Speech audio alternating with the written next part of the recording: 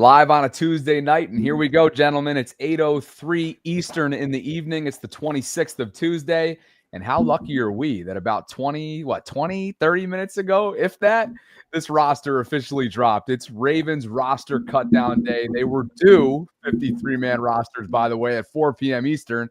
But as the three of us know, the organization certainly takes its sweet time. But they improved. They improved from a year ago, didn't they? We're going to get into all that and more coming up. This is the Ravens Collective live stream number 4. We're up and rolling. You guys have monetized this channel, and we thank you for your support. Super chats are now available due to your support out there. So thank you.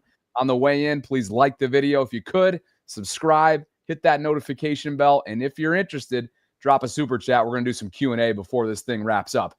I am Bobby Trossett, of course. My co-host, Cole Jackson from Road Graders and the Athletics, Jeff Zaribek. Guys, we got a lot of observations to get into, obviously. 3 undrafted rookies have made this squad, which just a testament to the scouting department. And now the streak that I know a lot of us follow extends. 21 of the last 22 seasons, there have been at least one undrafted rookie to make this squad. We'll get into who the 3 are on the defensive side of the ball. Isaiah Likely is not an injured reserve candidate, suggesting that the Ravens expect him back at some point within the first 4 weeks of the season. And there are a number of other things, but those are the headliners, aside from Jalyn Armour-Davis, that come to mind. And I think that's where we begin. But Jeff, right off the top, and Cole, I just want to get kind of a overall, maybe 1,000 feet up thought from each of you before we kind of kick this thing off, Jeff, and I'll pass it over to you first. Yeah, I think it pretty much went as most people expected it to. I mean, the biggest surprise was Jalyn Armour-Davis. I think going into the summer, if someone had told you he was going to get cut, it wouldn't have been a surprise. I mean, it was well documented that he was on the bubble coming into the summer. What the surprise was that he actually stayed mostly healthy all summer and he played his butt off. I mean, he was one of their best players defensively. So I think that's where it comes in. That's where the surprise comes in, excuse me. But the other takeaway is this, the big winner here in the roster cutdown is, and he doesn't get his name mentioned too much, but the director of player personnel, Mark Acevedo, who's one of the rising stars in the Ravens front office. And I would be surprised if he's not a GM at some point relatively soon. It's his job to assemble an undrafted free agent class. And they got a class this year that was just really impressive. I mean, 3 undrafted free agents making the Ravens isn't crazy. It's happened before. But when you look at this roster, which is widely considered around the NFL as one of the deepest in the league, and for 3 undrafted free agents to make it all on the defensive side of the ball, that's incredible. That's, Acevedo has got to be feeling pretty good about himself tonight and going forward, that they've found ways to add in more young, cheap talent in the organization. So it's a real credit to the players, first and foremost, that they couldn't be denied, but it's also a credit to, the scouting staff and the personnel staff that went out and found these guys and convinced these guys to come here. I mean, a guy like Keon Martin was a tryout guy. A guy like Ruben Lowery didn't get a single dollar on a signing bonus. And yet these 2 guys are, made the team on one of the, made one of the best teams in the NFL right now. So, definitely. So I think those are the 2 things that stood out, the undrafted free agents and then Jalyn Armour-Davis' surprising cut. Yeah, and I think, what really stands out to me is being a contending team and having 3 UDFAs is pretty impressive, especially when we talk about the size of some of the draft classes recently. Like, it's not like the Ravens have been trading picks and they're kind of hungry to fill these roster spots. I think that's a real testament. You spoke about the front office, Jeff, but a real testament to the coaching staff, where I think they really let the players compete, and I think they let guys that actually went out and earned it. I think they were allowed to kind of rise, to the top. When you look at a Jay Higgins, who we'll get into shortly, I got to do my victory laps here in a minute.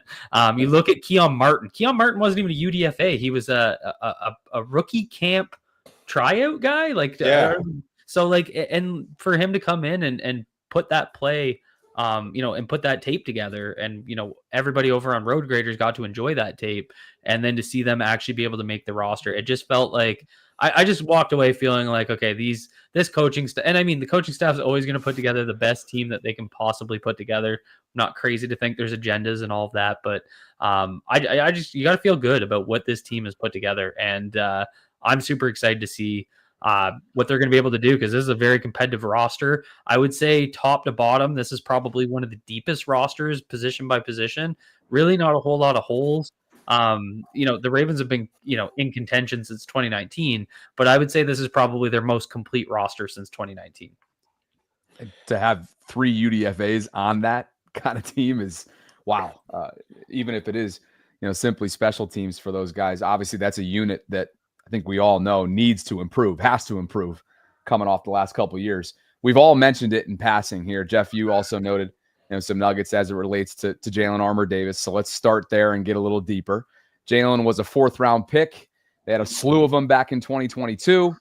Pepe Williams was his classmate at the cornerback position, and now both players are no longer with the organization. We'll see what happens to JAD with the waiver and whatnot. But this is a player that, when you look at his availability or lack thereof over the last 3 seasons, Jeff, you got to think that they were either one, willing to go in a youthful movement, or 2, or both, just not willing to, acknowledge that right now, in the here and now, the medical might be good, but what's going to happen in a month from now, 2 months from now, 3 months from now? Yeah. And maybe that's just something they weren't willing to gamble on based on recent seasons. Yeah, I think that's the tough part. He was pretty healthy this summer. Unfortunately, first of all, he's one of the best dudes in the locker room. So, I would be shocked if he doesn't get claimed. I know we overuse that often, and, so few players whine. I think they've had like 3 players claimed in the last 5 years. So I wouldn't, I don't make any guarantees, but I just a cornerback with those measurables, who's from a program like Alabama, has played for the Ravens and put up really good tape this summer at a position where everyone is looking. I would be surprised if he doesn't get claimed. But look, guys, what didn't happen? He didn't get traded.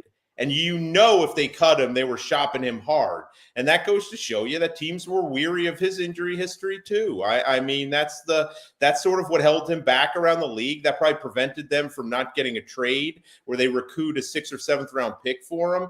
And that ultimately has to be in their back of their mind, because he's played good football in stretches before, but then the injuries inevitably come. It's a shame for a talented kid, but that's just the reality of it. And I think the last thing they wanted to happen was to keep him and then release one of these younger guys, a Higgins or a Keon Martin or a Ruben Lowery, release one of those guys, have him get claimed, and then Jalyn Armour-Davis gets hurt covering one of the first kickoffs of the regular season, and suddenly you're out both players. So they opted to go younger. Jalyn Armour-Davis is a free agent after this year, so I can't imagine there are any plans to re-sign him depending on what happened this year. So it's kind of moving away from him a year early in order to keep a younger, cheaper player in the organization. I personally thought he earned a roster spot, and I'm always weird. I would always be hesitant to cut a young corner who can play and has those measurables. But it's not hard to see why they did it. It's all about the injuries, and unfortunately, that's one thing he hasn't been able to dodge since he's been in Baltimore. Yeah, and I think if you go look at Jalyn Armour-Davis's film, he was probably the most consistent corner, at least for the outside corners in this preseason. So it was truly shocking. It was kind of funny. I had all the clips set up. I was actually going to do a video today on Jalyn Armour-Davis, just because I thought he was a lock. And to see them move off of him, it really does come down to the injury piece. And it really comes down to, how many deep can you go at outside corner? I know the Ravens are going to want extra depth, especially on their practice squad, with Jar Alexander and Awuzie, who are already kind of, dealing with some injuries in camp. So they're going to be worried about that. And he's going to have to adjust to that. So I'm really excited to kind of see what this corner room can do.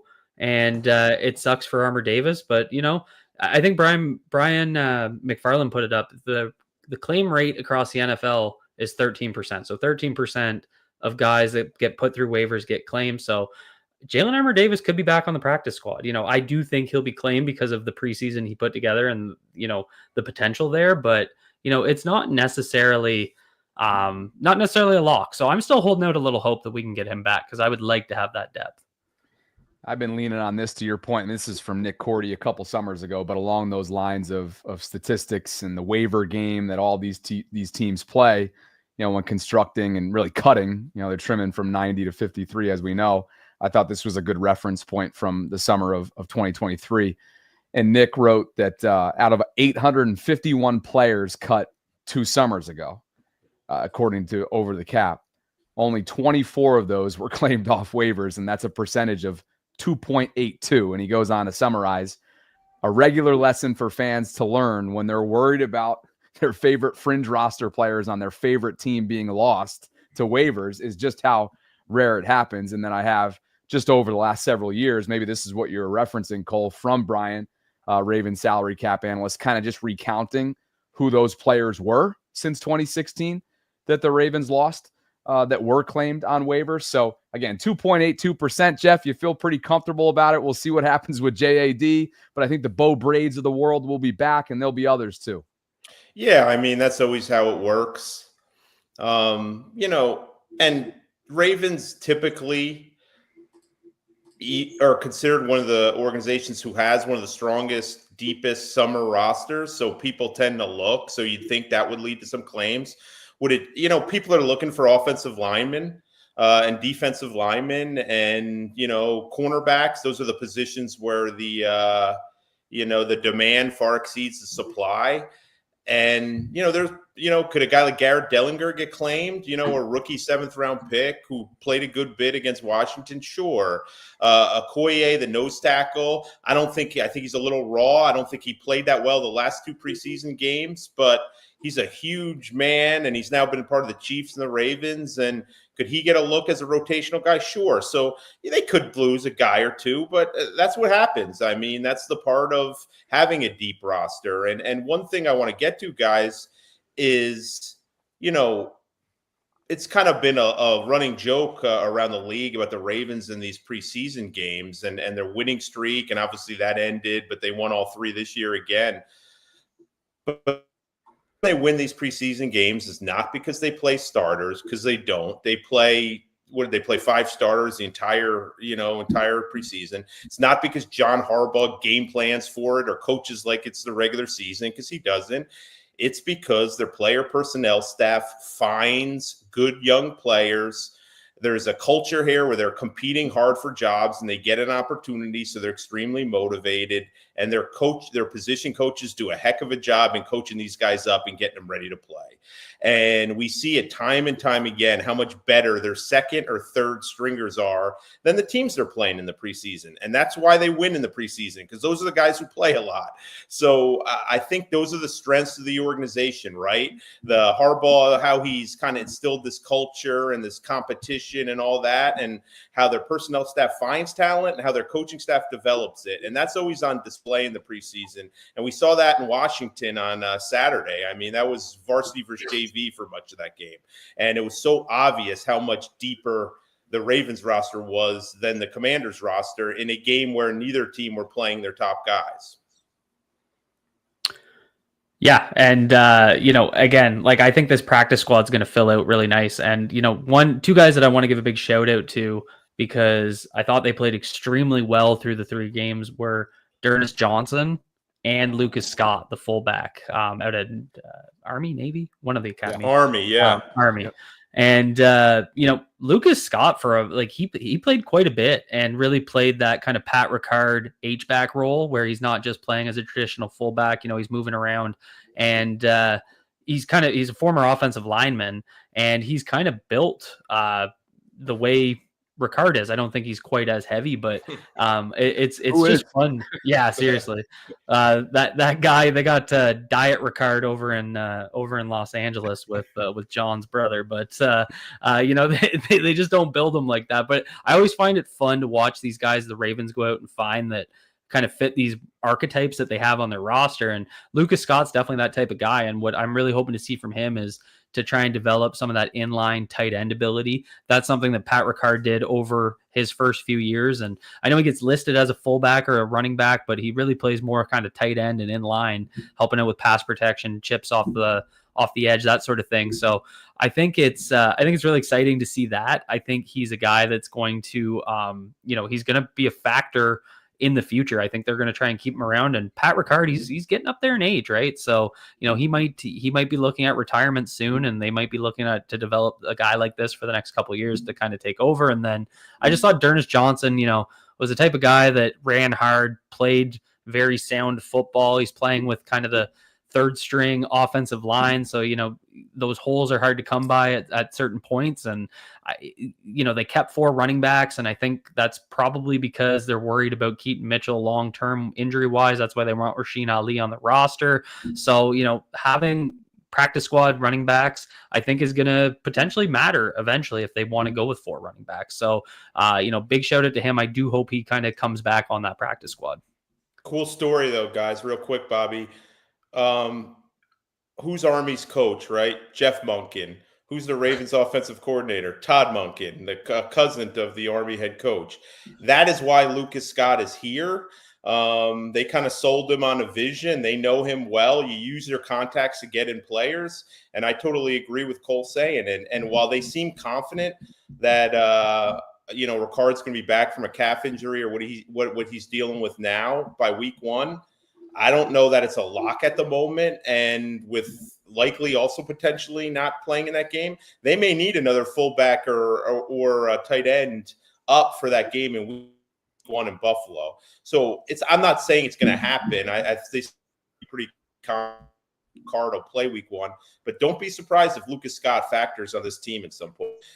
But when I say it, I always think of the show One Tree Hill, which dates me, because wasn't there a Lucas Scott in One Tree Hill? Oh, there was, Jay-Z. There was. Culture, you got to know that. But we can move on. But of course there was, yeah. Please join us next week for our One Tree Hill episode 1 breakdown live on the Ravens Collective. Hey, and just piggybacking off of what you were saying, Cole, just in terms of the fullback position, I mean, let's not forget, Ricard has been around since 2017. He was the undrafted rookie in that year's class, and he's, along with every other tight end, entering a contract year.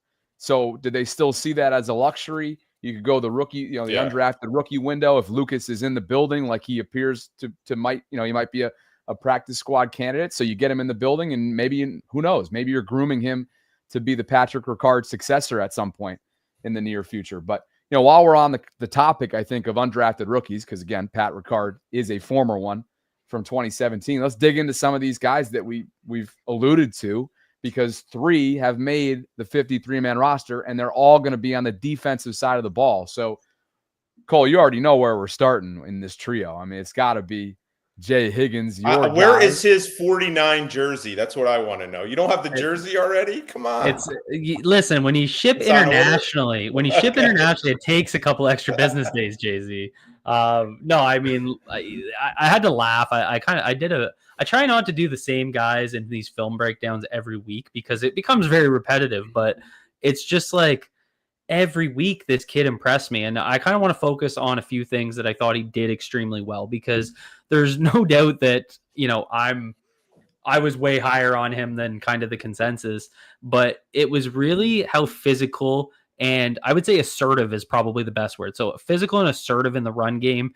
And I think it's unfortunate we didn't get to see him against more of the, the playing beside Trent Simpson or playing with Teddy Buchanan and kind of getting those earlier reps, because I just would have liked to have seen it against higher caliber offensive linemen. But when he's running into blocks, he's typically engaging in contact first. He's hands up first.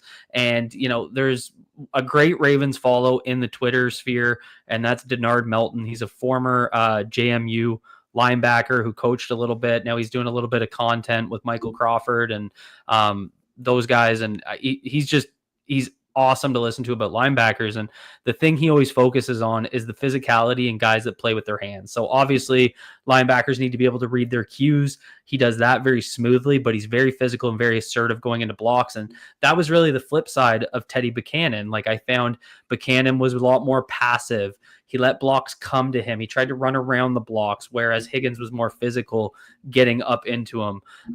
So I think that's what we wanted to see, and really what my business case was, because Jay-Z absolutely nailed it, and we talked about this a couple weeks ago. Those last few roster spots are dedicated to special teams, and they brought Jake Hummel in early in the process this offseason. So Jake Hummel, they see as being that kind of replacement for Welch and Harrison and Board, those special teams linebackers that they lost. So I don't think it was really Jay Higgins versus Jake Hummel. I think it was Jay Higgins taking the linebacker 3 spot from Teddy Buchanan, pushing Teddy Buchanan down to a special teamer, and then taking away one of those special teams roles from either a corner or a safety, like someone like Bo Braid, who ended up getting released today. So I truly feel, based on the tape we saw, that Jay Higgins was the 3rd best inside linebacker on the Ravens roster with the season starting, and I think he's gonna factor in. So I'm really excited to see what he puts together when he's able to get in games in the regular season. And, bold prediction, I thought Trent Simpson played really well. I think that's been a misconception this preseason, is that Trent hasn't had a good preseason. I think he's played a lot better, but I think Higgins could push Trent Simpson eventually for snaps. Jeff, let's get you in here in just a second on the Jay Higgins conversation, but here's Roy. If you guys aren't familiar with Roy, he just introduced himself to the Ravens Nation on Twitter, saying, "Thanks, Hawkeye football, for the development. God placed his son Jay," tags Jay, "with the Ravens organization at such a time as this, and he has made me and mom proud." Goes on to say a number of other things. And then how about this shout out for you, Cole? A little bit of love for you and others that were on this train aboard weeks ago, if not months ago. And Roy was like, "All I know is that son of mine is a certified Raven. Let me introduce myself to the Flock Nation. I'm Jay's proud father. I've been this way since his birth.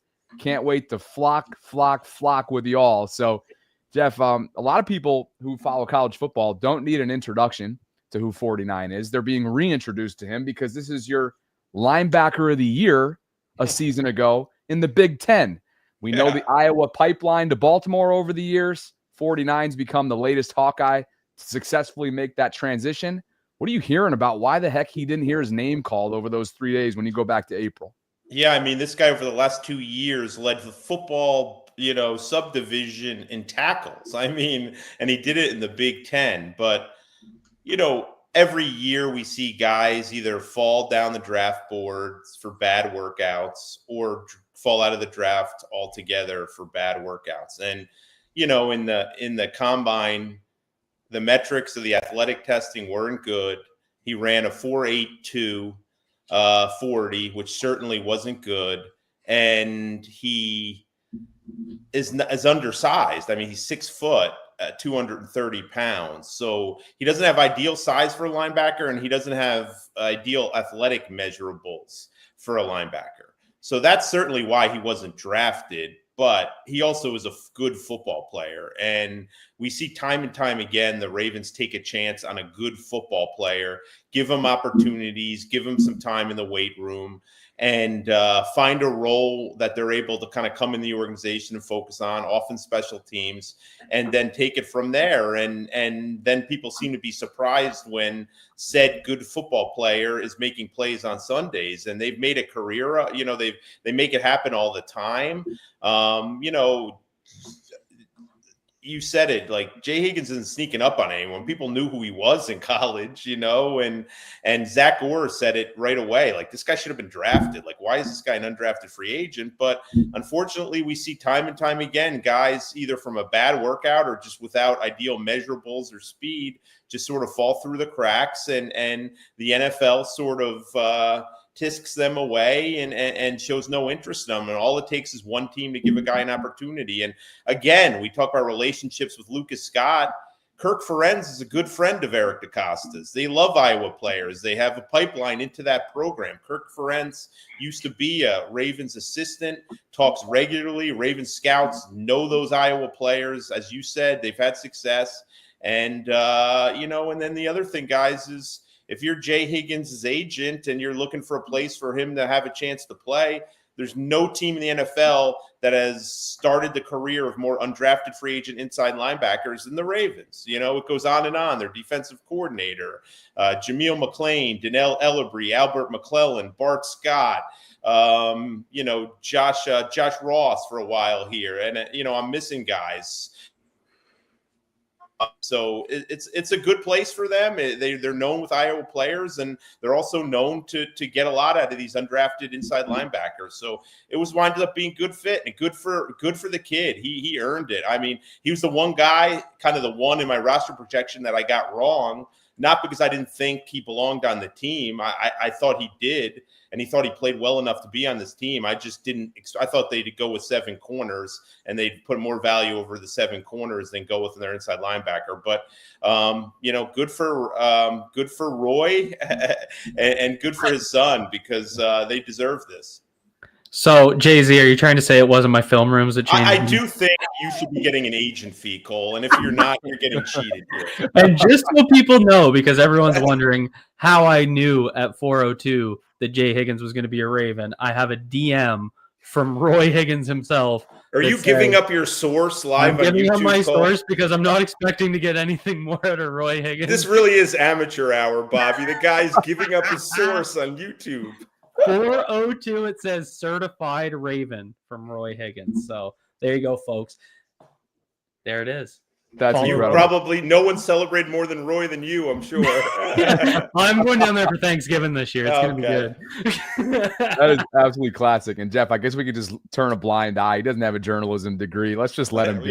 You know, let's let that guy be over there. Technology degree. Like, what am I doing here? I ask myself that regularly. We decided today I was going to be Jeff's secretary. So oh my God, that's so good.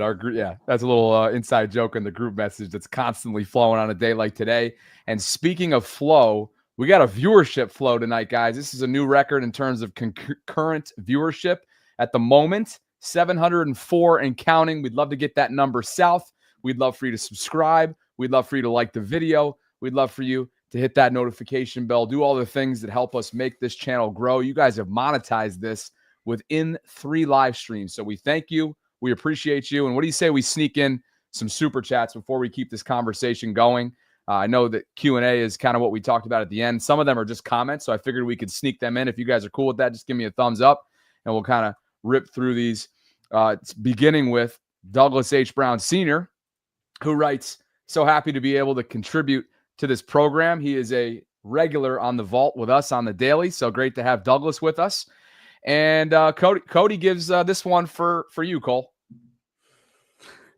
We'll talk more about that in the coming days. Who's getting distracted? You mean extended? My bad there. Okay. Fuzzy, I was going too fast. Fuzzy says, this one's for you, Jeff, so I'll let you read it and answer it. How much do I have to pay you personally to post where skies are blue? What does that even mean? Am I missing something? How much do I have to pay you personally? He wants to get you on Blue Sky. Rather than Twitter. Oh, see, I'm a fossil. I don't even know the new language. Fossil. Jeff doesn't even know what we're doing right now. No, frankly, I don't. I'm just here. I don't know. But first of all, Fuzzy Dunlop's a tremendous name. But I've been looking at Blue Sky for about 9 months, 10 months. But I don't know. I don't need more social media in my life. I don't think, guys. But maybe we'll see. Just when you think super chats couldn't be any better than the expectation, they just go right through the roof. C King says, just poured one out for the cut homies, meaning those that did not make their 53-man roster. Dream says, Jabo in his Gus Johnson voice. Shout out Gus Johnson. Andrew G says, thanks for all you do, team. Great content. #flock. And Maddie, to you, Jeff. Why don't you take this one? Always wanted to know how much of a kick Jeff gets out of Ravens fans on Twitter. We can be very passionate to a fault sometimes. Yeah, I mean, it's awesome. I don't take it for granted how excited and how psyched people are or how into it is, because Baltimore is not a big market. I mean, let me that's the honest. But the fan base is so passionate. I wish there wasn't as much negativity sometimes. Like, here's an example. Like, I thought the fans would be thrilled about the Armour-Davis news. Like, I don't like celebrating guys getting released, but how much have we heard about him? Why is he still on the team? We've been listening to that for 3 years, but now I'm hearing complaints that they cut him. They're going to regret that. So, yeah, I mean, it's kind of up and down. You hear a little bit of everything, but the interest is nice. It's good. Like, people are so passionate about this team. They they know so much about the team, and that's what it's all about. That's what creates opportunities for us to talk about them. I'm here for the witty responses back and forth with Bo and your mentions. Those are Bo. I was on Wit's End today, and Bo just happened to press the wrong button, and it was only a matter of time before I fired back at him. So good. If people only knew that dynamic. It's a great old school dynamic between the two of you. Dreams is Keon. Cole, why don't you take this one? First, Ardarius Washington, now Jay Higgins, because teams don't know ball. Size don't mean everything, Baltimore. Hey, I'm 5'8". I get it. You and me both, dude. You and me both. It's the classic, like when you run into people when you're in Baltimore visiting, they come up to you and the first thing they say, damn, you look a lot taller on the channel. Yeah, I know. I get it. I'm an offensive line guy. People think I'm like 6'5", 300 pounds, and I'm like, nah. Right. Low man wins. Oh, thank you guys for being with us today. Thanks for the super chats. It's a brand new feature that you guys have allowed us to unlock in literally 3 short weeks since we launched the collective. So appreciate you guys. If you could like the video, subscribe, hit that notification bell. It goes a long way. Continuing the conversation with undrafted rookies, as we know, there are 3 that make this team on the 53-man. We've talked about Jay Higgins, the linebacker. Let's now go to Keon Martin, the cornerback out of Louisiana. Prior to that, he was a transfer from Youngstown State. So again, kind of like a tip of the cap to the scouting department, finding diamonds in the rough and whatnot.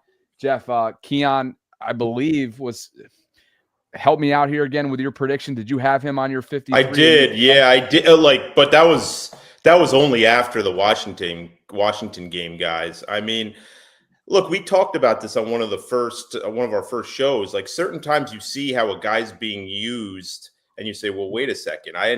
He wasn't even on my radar until he was starting in the Dallas Cowboys game, the second preseason game. So, and then, of course, he made 2 plays in that game. I think he had a tackle for loss. Then he obviously had the safety in the end zone. And then you start watching him closer. And every practice you saw him kind of do something. And then obviously he stepped up big in the Commanders game to make that pick 6 where he just read Sam Hartman and cut in front and took it to the house. Like, again, another guy, guys, 5'9", doesn't fit the size requirements. Not only did he not get drafted, he didn't get a single offer as an undrafted free agent. He got invited to a lot of tryouts. You could try out to be an undrafted free agent, but he didn't even get a commitment. He had to go to the Ravens. He earned himself a job. He looked really good in that rookie mini camp to get on the attention of coaches, but then he kept making plays all through the summer. Like Chuck Pagano was joking. He's like, at some points he had to ask, who is this guy? Like, what's going on here? You know what I mean? He's this real small, eager kid. And he just kept making plays, man. That's the most, Ruben Lowery is like Jay Higgins. I think when we went into this training camp, if there was an undrafted free agent to make it, a lot of people were saying him and Ruben Lowery, right? And that's because Ruben Lowery was making plays all the time in OTAs. Keon Martin wasn't on anybody's radar. If someone told you other than his family members that they had him on their roster projections in late July, they're lying. So, but I didn't even get it. I watched him play early in camp and he was fine, but I didn't really notice anything beyond, when he started making plays in Dallas. And sure enough, he did enough to cost Jalyn Armour-Davis' job and to make the team. And, his dad's in the NFL. His dad played in the NFL for 8 or 9 years. So he's following in his dad's footsteps. And again, we're talking about an undrafted free agent and 2 of them actually making a team that has 5 first-round picks in their secondary. And that's incredible. It's really that was one of their deepest positions all summer.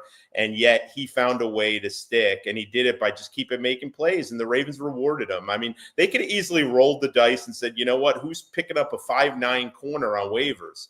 but he earned it. He deserves to still be a Raven. And you know, they always say to these guys, look, you're going to get opportunities here. We don't stick up our nose at undrafted free agents. We'll play our best players. We'll keep the best players. And you know, Keon Martin established himself this summer and made them take notice and made the team. He's probably the most improbable guy on that 53-man roster. Yeah, and I think you look at it, and like I've been calling him Keon Millette the whole preseason, because how much does he remind you of Arthur Millette? You know, his ability to blitz out of the slot. Again, I know it's a limited role that, you know, Zach Orr is only going to use sparingly, but with the way the Ravens like to have role players, I think it's a critical one, and they don't necessarily have a true slot corner. Marlon Humphrey has kind of transitioned into that guy, but if Marlon Humphrey, God forbid, goes down with an injury, you're going to be in a position where you're moving Kyle Hamilton down, and maybe you don't want to do that quite like you did in 2023. You want to have at least someone that is a slot corner to be able to be that depth. And that's kind of what I was alluding to early. You know, keeping 7 corners was definitely an option. It's what my prediction was, but there's only so many guys you can activate on game day, right? And so, you know, Keon Martin has more value as a backup slot rather than a third string outside corner. And so that's really what got him onto this roster. But, and again, this is what I was talking about with the coaching staff. They're not playing favorites. They're not playing politics. They kept the players that played the best. And I think that's very exciting for Ravens fans, because Lord knows, especially when January comes around, we need guys that can get their hands on the ball. And, you know, those turnovers in the postseason, everybody always focuses on the offense, but the defense not getting turnovers in January has been a big reason that we've struggled to win playoff games. As much as we enjoy the banter between you and Bo, Jeff, in the Twitter space, I thought this was kind of we're cool. Putting Bo up here now. Jesus. Well, just, you know, you're on it as well. You are quote tweeted here, so we're not jipping you too hard. But I just thought the description of this warranted just a brief mention. Bo was like, "This is like a horse running down the field from 10 lengths back in the backstretch." Martin, meaning Keon, was a tryout candidate at rookie minicamp, as we've discussed, but stormed into contention over the past month with his splash plays on defense and consistent work on special teams. So if nothing else, if you guys are looking for this year's, I don't know, unsung player or underdog maybe, look no further than Keon Martin. Let's keep things going and wrap up the third of the 3 undrafted rookies that have made this squad, and that is Ruben Lowery. We've already mentioned him a couple times, played his college football at Chattanooga. He was first team All-SoCon in 2024, and then back in 2022, he was a second team honoree. But yeah, I guess in a way, Cole, does he steal Bo Braid's 53-man roster spot all in all when it's all said and done? You know, what it came down to with Ruben Lowery for me, and he kind of started out, and Jeff, correct me if I'm wrong, he kind of started out as sort of in that slot corner. Yeah, absolutely. Yeah. And especially in rookie camp, and then he transitioned into more of the free safety role. And so, and again, I don't want to let special teams escape the Bo Braid conversation, because it was still a huge factor. But I think when you're looking at the Baltimore Ravens safety room, you look at a guy like Sanusi Kane. He's a box safety. He's very much like a throwback, you know, old school, step up in the box, strong safety.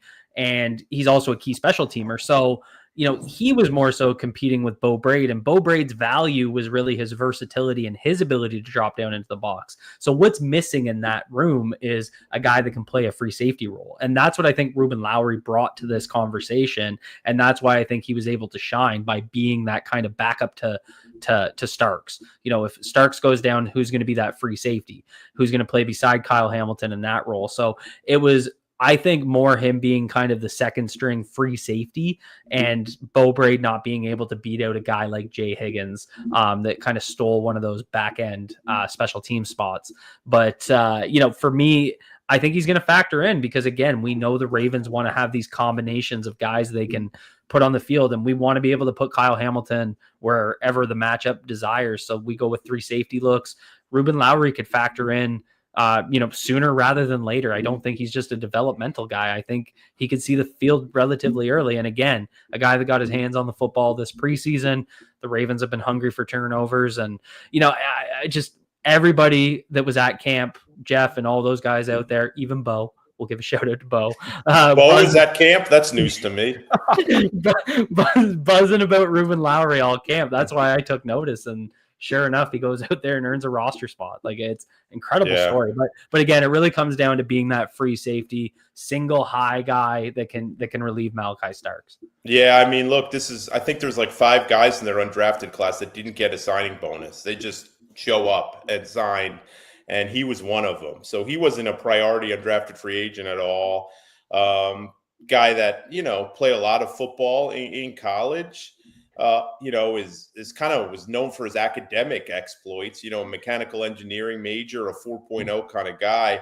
And, you saw the intelligence kind of translate on the, onto the field, and he was, versatility is where it starts. As Cole said, he showed them that he could play different positions, and he looked comfortable in all of them. He just didn't have many mental mistakes this summer. And then he added to that by being around the football a good bit, making plays. And, I think it was the OTAs or maybe the mandatory minicamp, back in June. And I saw Harbaugh pull him aside and was demonstrating coaching technique. And, he was doing one-on-one coaching, which he does, but he doesn't do it a whole lot with an undrafted rookie free agent. And that told me right away that this guy's played his way onto their radar, that he was having this direct one-on-one coaching with Harbaugh. And then he just, again, that kind of put him near the head of the class in terms of undrafted free agents who have a chance to make the team. It certainly helped that they're a little thin in safety depth. And guys, I'm not going to be surprised if he's the number 3 safety before long over Sanusi Kane. And that's not a shot at Sanusi Kane, who's, earned a spot on this team, has had a nice summer, is also a good special teams player. But he's just solid. He knows what he's doing. He's very comfortable. He's smart. He limits breakdowns. I would still think they're on the lookout to see if there's a veteran safety available. I mean, we saw a couple become available, including old friend Tony Jefferson and, different guys. I mean, it's well known Kyle Duger could be traded from New England. I think Jacksonville let go of Daniel Thomas. There's 4 or 5 veteran safeties out there that could probably fit in that number 3 safety role. But they're going young in a lot of spots, and this is one of them for now. And this guy earned it. I don't think this guy needed. I think Keon Martin probably needed a strong final preseason game to make the team. I don't think Ruben Lowery needed it. I think he had already played his way onto the team with how consistent he had been, even dating back to the rookie minicamp, the OTAs, mandatory minicamp, and all that. Taking a look at the secondary at a glance here, just to kind of wrap up the conversation. When you combine safeties and cornerbacks for the 53-man, it's as follows. Nate Wiggins, of course, Cheeto Awuzie. This is read as listed on the 53-man. It's just not an order. It's, what is it in even order? I don't know. By number, I guess it's numerical.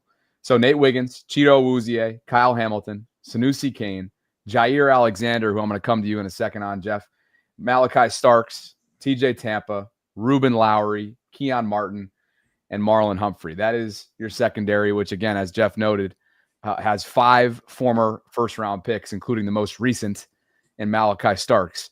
Some conversation about Jair, Jeff. I mean, no different than last week, too. He has not practiced since August 9th, I believe. Correct me if I'm wrong. That's right. That's right. That's right. And I believe you guys saw him on a side field at the end of last week. Mm-hmm. Yeah, last week he was running off to the side in the side field. Looked pretty good, but, obviously wasn't 100%. With Jair, I think we all expected it was kind of going to be like this, right? I mean, you'd love that he's on the practice. You'd love if he was on the practice field from day one and he never left and he played 15, 16 games or whatever, and he was healthy going to the playoffs. But he's played 7 games in 3 of the last 4 years. He's had major injuries. His knee has been giving him a problem. He had surgery in January. I don't want to ask what did anybody expect, because, I think that may be a little disrespectful to him. But, I mean, there's a reason he was available for what he was willing to accept. When you talk about the high quality of a player, it was injuries, right? That's the reason Packers moved on from him. So I think all along they understood there's going to be managing that knee. There's going to be a balance. whatever inflammation is there, and he's going to need some time off at different points. And, I think you're okay. If he has to miss a couple games, okay. I think you have to take the long view of him this season and just hope he's on the field and healthy during key games, and he's playing his best during key moments of the season. So, not great, not ideal, but I think they knew they're going to have to really manage his health all year. And there will be times where he may even be one of those guys that's not on the field every Wednesday for practice, or he takes Thursdays off. We really haven't had too many vet days in the last couple of years with the Ravens. Even Ronnie Stanley basically, is out there every day now. Like, he would go through a stretch where he was constantly taking vet days. But you may see with them, they need to get him to the finish line. They need to try to manage his health all season. And we've seen that. But yeah, I mean, look, we're about 10, we're about, 11, 12 days out from the opener in Buffalo, and he hasn't practiced in almost 3 weeks. That's not good. And this is a guy who's not played a lot of football too. So who knows, like, say he returns to practice next Wednesday. Is 3 days of practice before going to Buffalo and facing Josh Allen enough to get him for him to be ready? I don't know. They're going to have to make a call on that. But it's going to start with him getting back on the practice field and starting to shake off some of the rust and feel better with the knee.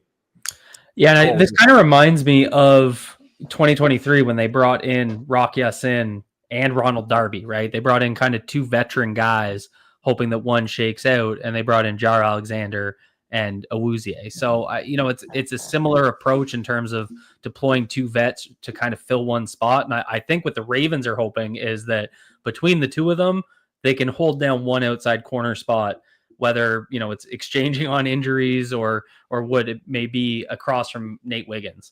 And that's without factoring in that they do have enough versatility that they could potentially cover for, if they do have to move Marlon Humphrey back outside. So the Ravens do have options. I think they did a really good job of having contingency plans for Jar's health. And, we're just going to have to be patient because the September schedule is tough. Absolutely. Yeah. It's a brutal start, especially with high passing teams. You see Josh Allen and Patrick Mahomes in the first, 4 weeks. You also see the Lions. You also see Joe Flacco, and we know what he can do. And so, I think, but I still think him being available in January is a lot more important than being available in September. I just pulled up Ravens transcripts from Harbaugh's most recent press conference just to kind of close this chapter on Jair for a second. And Brian Wacker from The Sun asked him, what's the concern? What's the ramp up time? Where are things at with Jair? And Harb says he's been working hard as far as all the non-football stuff. So he's been chomping at the bit. He's been trying to break out of prison. He's been locked away in the at the facility or whatever. It's a nice place. It's beautiful, but in his mind, it's a prison nonetheless. They're doing what they need to do to get him ready for that. But practice is important. He's a veteran guy, wants to practice. So when he gets out there, I'm sure he'll be going at it. It'll be our job, too, to monitor that as well, to make sure that what we do is right. It's a long season, and we want to bring him back the right way. This is obviously a player that's missed significant time, as we've all alluded to in recent seasons.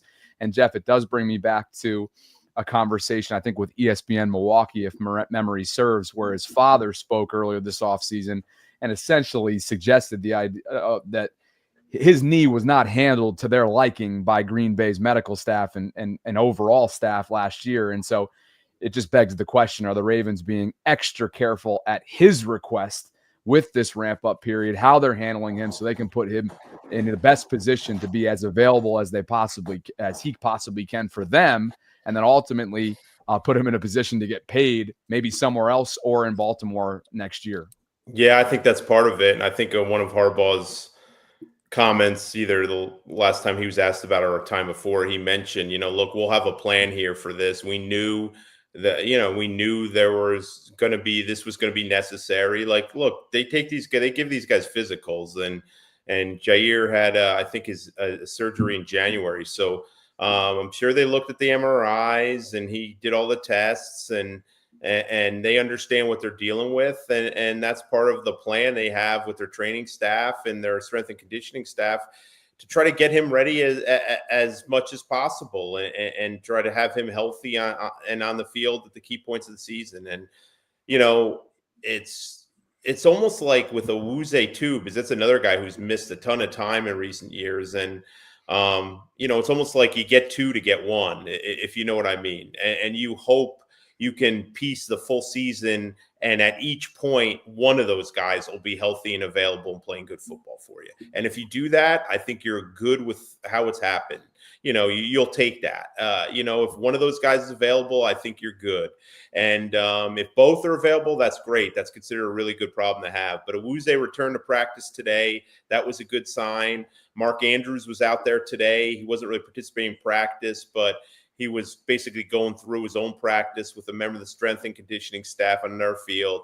You're not going to push anybody this week, but by next week, if a player is not out there on the field Wednesday, I think you could legitimately be skeptical of his, ability to play on Sunday Night Football. And another thing I want to notice, guys, because you brought this up, Bobby, earlier, we have seen Isaiah Likely on the field with, he's not in a boot anymore, and he's doing a little horsing around today. We haven't seen him in action or working out. He had a pretty visible limp yesterday. Today wasn't as visible, but it's a process for him. But that he's getting on his feet and he's watching practice, and they kept him on the 53-man roster suggests they're still hopeful at some point within the first 4 games that he will return. But by putting him on the roster, it kind of gives him that carrot. He has something to work towards to try to get back. I mean, there are no guarantees that he's going to play within the first 4, but that's the goal, to have him back as soon as possible. And that he's up and moving around and watching practice and horsing around with his teammates, that should be characterized as pretty good signs. He knows as much as we know that it's a murderer's row out of the gate. And I'm sure from a competitive spirit standpoint, he wants nothing else but to be available at Buffalo, home against Cleveland, Monday night against Detroit, at home, and then, of course, at Kansas City. And it really doesn't get any easier after that either. Let's get back to some super chats. We appreciate you guys for being with us tonight. Over 700 concurrents, 741 to be exact. We've shattered previous records, obviously. So thank you for being with us on our 4th ever live stream here inside the collective. Things that go a long way: liking the video, subscribing, hitting that notification bell so you know when we're dropping our live content, which is Tuesdays at 8 Eastern, the rest of the way moving forward. Sharing the channel itself, the channel link to group messages, Facebook groups, friends, you name it. We appreciate all of it.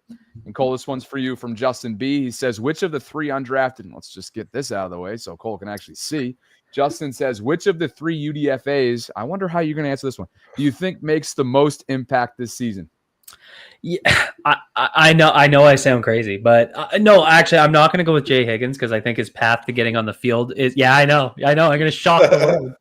Roy's pissed right now. Yeah.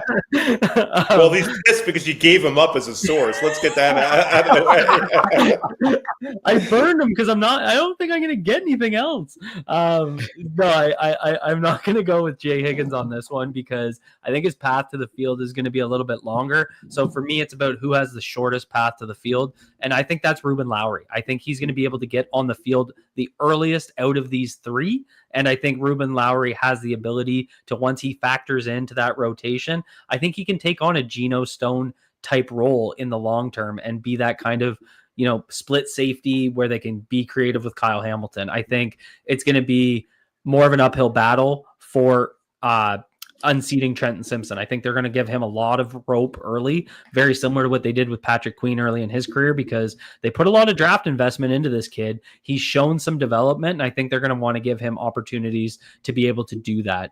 And then you look at Martin, and Martin to me is just, I don't see that path to starting unless there's, to playing unless there's injuries, just because, again, you have Marlon Humphrey ahead of him, obviously as the locked in starting slot. Maybe you see some rotational slot snaps early, but I still think they'd lean towards that 3 safety look with Kyle Hamilton being that kind of, overhang slot corner type role. That's where I'd kind of go. So that's kind of what's making me say Ruben Lowery.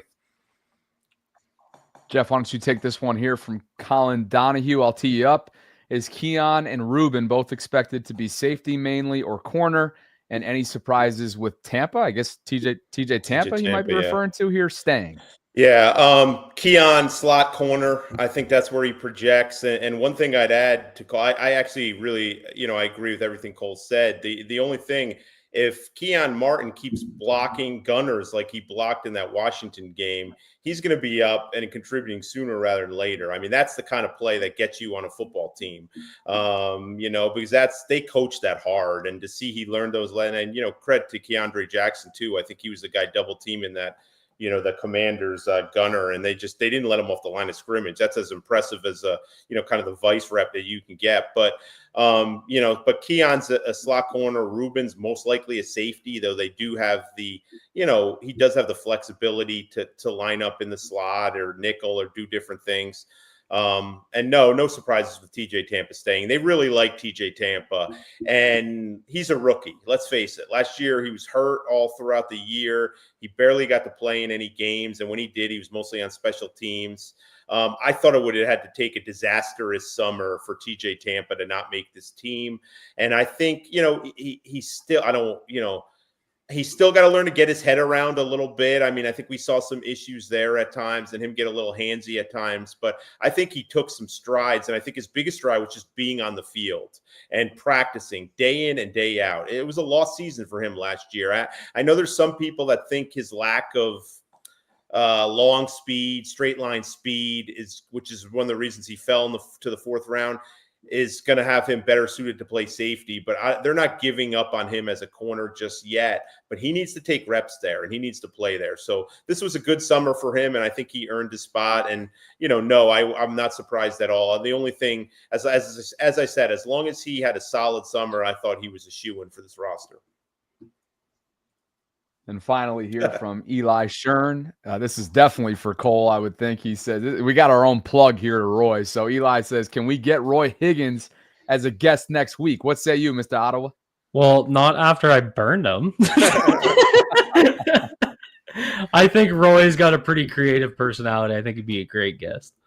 Now we're talking. I'm just realizing that, his DMs are open. He follows me, so maybe I can backdoor this. And Jeff and I can backdoor it, maybe. Yeah, if I'm burned. He figures out you burned him, we can backdoor him. I blew it. I fudged up, guys. All right, so practice squad is where attention's turned to next. Obviously, that becomes tomorrow's task. Jeff, what's on your mind going into that one? Maybe something that should be on fans' minds going in with this waiver wire period beginning, which is going to get interesting, I'm sure. Yeah, I mean, this is the last practice of the week tomorrow. So tomorrow's more of a roster day. It's, who do you get back? Do you lose anybody? And how do you start preparing for Buffalo? And they'll want to know who is going to be on their practice squad, who's their options for elevation for that first game. Do they need him? Is Brent Urban a guy they want to bring up? I'm sure he's a guy they want to bring back, but is he a guy that they want ready for week one? Is there a special teams guy that, what the interesting thing about Higgins is, I heard there's people in the building who like Jalyn Martin, the undrafted inside linebacker from Memphis, just as much, and he can really run. So it wouldn't shock me if he has a role on special teams at some point this year. They love their special teams inside linebackers. He's a guy they're going to try to get back. Obviously, they'll want to get Dellinger back. It's interesting to see what they do at tight end, guys. I mean, is it Mitchell Payton they try to get back? Is it Scotty Washington? Or, do they get back Lucas Scott, who we talked about earlier? It's guys want to be here. That's the thing, it was weird. It's always odd to see how they handle cutdown day and how they have guys on the practice field when they're going to be cut in 90 minutes and all that. And I'm sure a lot of those guys know they're getting cut, and yet here they are today on the practice field. And, people say, well, they can't like that. And that's kind of, that's kind of gross if they make them do that. It's not right to them, to their agents, but guys want to be here. They feel like this is a championship caliber team. They feel like young players get opportunities. They know there's an annual roster churn, and they're not afraid to use their practice squad. Ravens are not a guy that scour the waiver wire hard and look for other teams' players. I think it was the great Buck Showalter who said, I like our guys. The Ravens love their guys. They believe in their coaches. They believe in their scouts who brought them here, and they want to keep as many guys as possible back on the practice squad. So I think I'd be surprised if like 14 or 15 of their they'll probably have an international practice squad player, so that'll be 17 total. But I'd be surprised if 14 or 15 of those 17 aren't guys that have been with them all through the summer. And last thing, guys, I think one thing I would question is, do you bring in a veteran kicker and put him on the practice squad to keep the pressure on Tyler Loop? He's been great lately, but do you want to have that guy ready just in case? And the other thing, do you want to upgrade over Devin Leary and find a new practice squad quarterback, whether that's Tyler Huntley? Ton of quarterbacks got released over the last 48 hours. So I think the three things I'm watching, how many guys they get back, do they bring in a veteran kicker, and is Devin Leary their number 3 quarterback? Hopefully not. Hey. Definitely some other quarterbacks out there I'd like to see. I bet you if Devin Leary's father scooped his release, you'd be advocating for him to make it. There's definitely some guys on this roster that I'll be interested in bringing back. Obviously, Okoye, even Malik Ham, I thought had a solid preseason, but also Keon Rucker, another guy that I think really, really showed out. He, again, a guy that was dominating some lesser competition. But when you look at the O-line, you got guys like Nick Samac, guys that, someone they drafted that I think they'd like to bring back, as well as obviously Dellinger. I thought Dellinger actually played quite well, so I think they'll be looking to keep those guys back. One guy I'll just kind of reflect on because I got a lot of messages about him today. Cole Strange was released by the New England Patriots, guy that I believe started 26 games for them. For me, I don't really see him as a practice squad player. I think Jeff kind of summed that up pretty well. I don't think they're really looking at the waiver wire to bring in practice squad guys. And to do something like adding Cole Strange, you're going to have to let go of Corey Bullock. That's kind of that backup center spot, that center/guard spot, maybe on game day. And there's just no way in hell you're convincing me to get rid of Corey Bullock. This is a kid that just impressed the hell out of me, and I want to see him develop as a Raven. So that's really my argument against bringing in Cole Strange. And no, they're not going to bring him in to replace Daniel Falele. So let's not even go down that rabbit hole. Are we sure Ben Cleveland's not the first off on the offensive line if they bring in an offensive lineman tomorrow? I know I'm going to get. I'm thinking more of the backup center spot. So yeah, but yes. But if you look at it, if they bring in another interior guy, who knows? But I should probably duck when I say that. We keep continuing to anger the Ben Cleveland stands. It's been a rough day of triggering people here. Hey, who are you more fired up about, Cole? Corey or Jay? Honestly, Corey, just because that kid they're both similar, but Corey Bullock just works his ass off. And, you can see like that stuff with his mom. I just find that so cool. So, I'm really happy for Corey. He's just a guy that's worked his ass off. He's obviously a local kid, played for the Terps. So I just love seeing that kind of storyline. Yeah, that stuff's awesome. One of the first practices of the summer, I saw a loud cheering section for Ruben Lowery. They were all decked out in Ruben Lowery jerseys. And you know what? Kid picked off a pass right in front of his family, and they erupted. That stuff's just cool. That's always the highlight when we get to see stuff like that. Yeah. Yeah. And, I think everybody saw this guy that I'm about to bring up on the screen as a lock, but just as we kind of head on off into the sunset here, if you will, after our 4th live stream. Guys like Talon Wallace, who not all that long ago were grinding on cutdown day, right? Awaiting a call. He's famously talked about the day when he was just sitting in the car waiting for the call or waiting for the tweet. And here he is, year 5, with some big plays on his resume, a very deep wide receiver room. Obviously, as we all know, certainly doesn't take it for granted whatsoever. Put up a photo of him, a big moment against the Bengals not too long ago, saying beyond grateful. Year 5, let's get it. Obviously struggled with some muffed punts, guys, last year, but he's on this squad, deservedly so, Jeff, from what he's put on tape over the years and some big moments. Carved out a role. He found it. It's like they always ask, what can you do? What can you do for us? And if you're only getting limited opportunities as a pass catcher, what else he can do? Well, you know what? He blocks his ass off on the perimeter. That's what he does. He's a really physical blocker, and he plays special teams, and he's one of their most active special teamers. And when he gets called on, he can make a play. And he also helps young players. I mean, that's a guy that's found a niche. He got re-signed in Baltimore for a reason. And, he's come to the point where he didn't even have to play in the final preseason game, right? I think he warmed up and then was able to take his uniform off and kind of breathe easily, knowing he was on this roster. And he's become one of these key unheralded guys who doesn't get a lot of attention, but he's a big part of what they do on both offense with his perimeter blocking and on special teams. Yeah, and I think he was just sitting in his car waiting for that DM from Roy, to be honest. So good. So good. A lot of Roy Higgins fans in this chat all of a sudden that just in the last 24 hours or so. But he's a fun follow. You can go check him out. While you're at it, if you guys haven't subscribed yet to the collective, please do. We're well over 2,000, and hopefully that continues to go north. If you could on the way out, like the video, subscribe, hit that notification bell. Consider dropping a super chat on your way out if you enjoyed the show. And gentlemen, we'll be back in a week from now, 8 p.m. Eastern, and I think we'll be turning a page to week one. Hard to believe, right? Ready to go, and we don't have to get Jay-Z to grind home from the facility, so it'll be a lot better. Yeah, today was a long day. You hate seeing so many guys who've worked their butt off, lose their jobs, and it's always kind of exciting. A lot of these, they've practiced at I think it's about 2:30 tomorrow.